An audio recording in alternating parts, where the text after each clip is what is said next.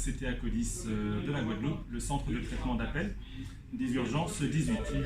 En primaire, la priorité pour les pompiers, c'est de recevoir les appels d'urgence. Mais comme vous savez, avec la pandémie, des questionnements supplémentaires et bien spécifiques sont à préciser. Les pompiers, bonjour, je vous écoute, quelle est votre urgence? Vous habitez bien à Sainte-Anne, impasse du Yucca. Alors, vous nous appelez pourquoi, monsieur? Un homme de quel âge? 46 ans? Il a du mal à respirer? Oui. A-t-il une bronchite ou quelque chose, une maladie particulière? Est-ce qu'il tousse? Il a de la fièvre, des courbatures? Sort-il d'un voyage ou d'une croisière? Est-ce qu'il a été en contact avec une personne qui est venue de l'étranger ou qui sort d'une croisière? Est-ce qu'il a été, selon lui, en contact avec quelqu'un qui a le coronavirus, le Covid-19?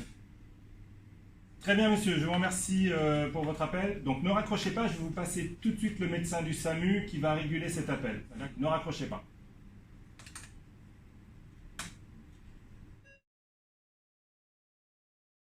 Aux îles de la Guadeloupe, nous avons déterminé que toutes victimes ayant eu un malaise ou une aggravation de maladie sont potentiellement porteuses du virus Covid-19. Pour ce faire, en plus de nos mesures habituelles, nous avons décidé d'appliquer les mesures barrières, à savoir le port de masque, le port de gants et l'engagement minimum de personnel sur l'abordage des victimes.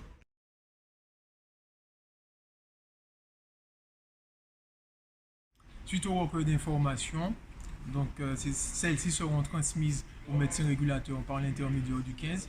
En fonction de son analyse, nous adapterons notre conduite pour la prise en charge de cette victime.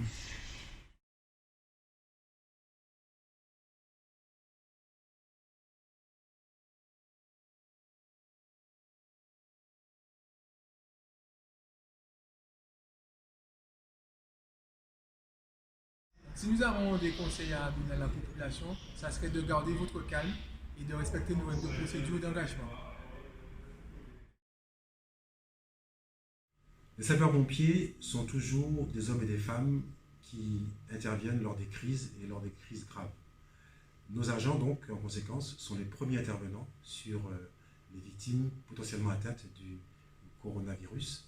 Et à ce titre-là, eh bien, ils sont totalement mobilisés. Les agents sont formés, ils sont équipés, ils sont bien sûr protégés et toujours, bien sûr, motivés pour secourir la population, car nous avons bien compris que la lutte contre ce virus passe par les intervenants, par les secouristes, également par les personnels médicaux, et nous voulons totalement jouer notre contribution dans cette lutte contre le virus. Je rassure la population sur le fait qu'il n'y aura pas de rupture dans la chaîne de secours, mais par contre, il est demandé à cette même population de respecter absolument les mesures barrières.